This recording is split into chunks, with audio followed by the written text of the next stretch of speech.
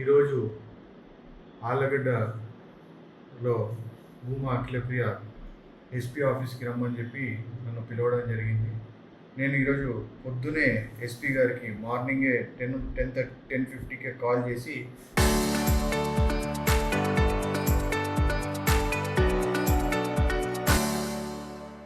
SP గారికి చెప్పడం జరిగింది. ఇదిగోండి క్లియర్గా నేను మాట్లాడడం జరిగింది ఎస్పీ గారితో.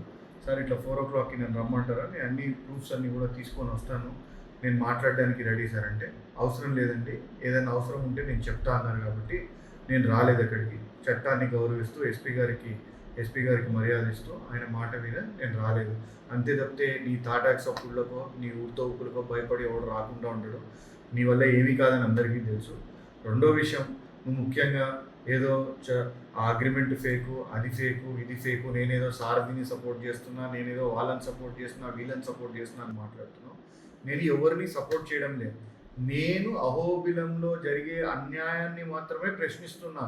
అహోబిలంలో అన్యాయం జరుగుతుందా లేదా, అక్రమాలు జరుగుతున్నాయా లేదా, దోపిడీ జరుగుతుందా లేదా అన్నదే నేను ప్రశ్నిస్తున్నా తప్పితే నేను వేరేది ప్రశ్నించడం లేదు.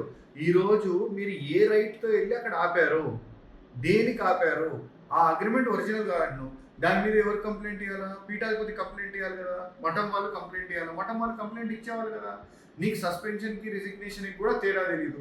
అక్కడ తీపిచ్చి చూడు, కాగితం తీసుకురా, సస్పెండ్ చేసింటే సస్పెండ్ చేసినారని, రిజైన్ చేసినారని కాగితం తీసుకురా. ఊరికే సస్పెండ్ చేసినారని గాలి మాటలు మాట్లాడటం ఇవన్నీ ఎందుకు ఊరికే? ఈరోజు రెండు విషయాలు, అక్కడ అవినీతి జరుగుతుందా లేదా అనే దాని మీదనే చర్చ. రెండో విషయము, ఈరోజు 2 రికార్డింగ్లు బయటకు వచ్చాయి. ఒకటి సరుకుల విషయంలో, ఒకటి హ్యూమన్ ఎయిర్ విషయంలో. ఇద్దరు కూడా మీ పేరు చెప్పి ఎమ్మెల్యే గారు చెప్పారు, ఎమ్మెల్యే మనుషులం అని చెప్పి బెదిరించే రికార్డింగ్లు రాష్ట్రం అంతా అయింది. ఒకవేళ నీకు సంబంధం లేదనుకో, ఇప్పుడు ఎస్పీ గారి దగ్గరికి వెళ్ళి అది చెప్పడం ఎందుకు? సింపుల్గా సార్ ఈ 2 రికార్డింగ్లు ఇవి నాకు సంబంధం లేదు సార్, దీంట్లో ఎవరినో వాళ్ళని ట్రేస్ చేసి వాళ్ళ మీద యాక్షన్ తీసుకోండి సార్, కేసులు కట్టండి సార్, లోపలేయండి సార్ అని చెప్పి ఒక రిక్వెస్ట్ ఇచ్చి వాళ్ళని కేసులు కట్టి లోపలేపి ఇచ్చిండొచ్చు కదా. ఎందుకు చేయడం లే పని?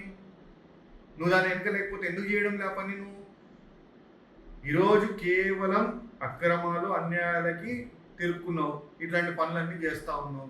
ఇది కరెక్ట్ కాదు. నేను చెప్పేది, ఎవరు నీ టాటాక్స్ అప్పులకు భయపడరు. నేను కూడా ఎస్పీ గారిని కలుస్తాను, కలిసి నా దగ్గర ఇన్ఫర్మేషన్ అంతా కూడా ఇస్తాను. నాకు సారథిని సపోర్ట్ చేయాల్సిన అవసరం లేదు, ఇంకొకరిని సపోర్ట్ చేయాల్సిన అవసరం లేదు. ఇప్పుడు ఆయన తప్పు చేసింటే పోలీసు వాళ్ళు యాక్షన్ తీసుకుంటారు. ఏం పోలీసు వాళ్ళు లేరా?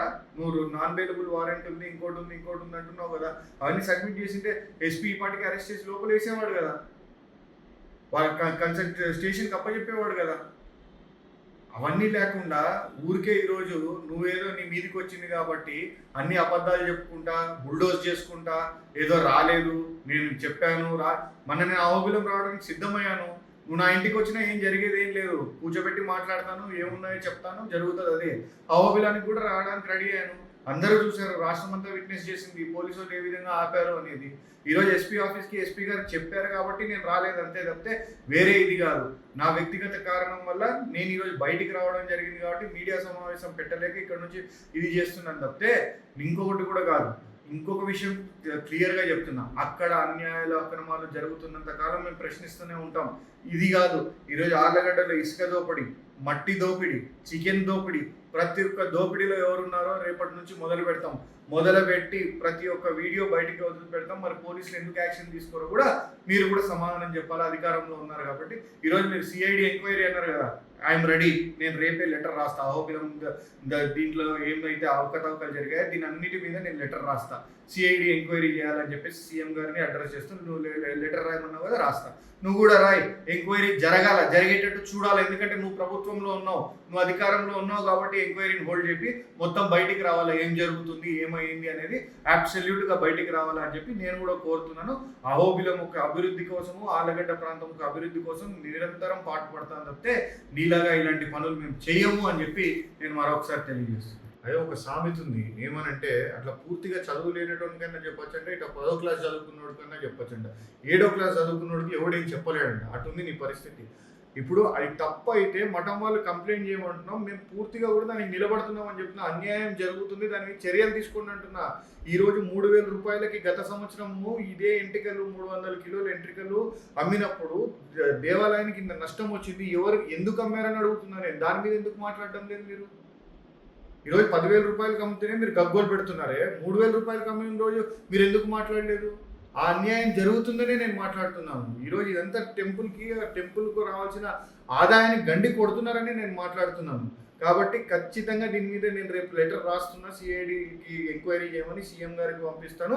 కాపీ కూడా నేను మీకు కాపీ కూడా ప్రెస్కి కూడా రిలీజ్ చేస్తాను. ఎంక్వైరీ జరిగేటట్టు చూసే బాధ్యత నీది.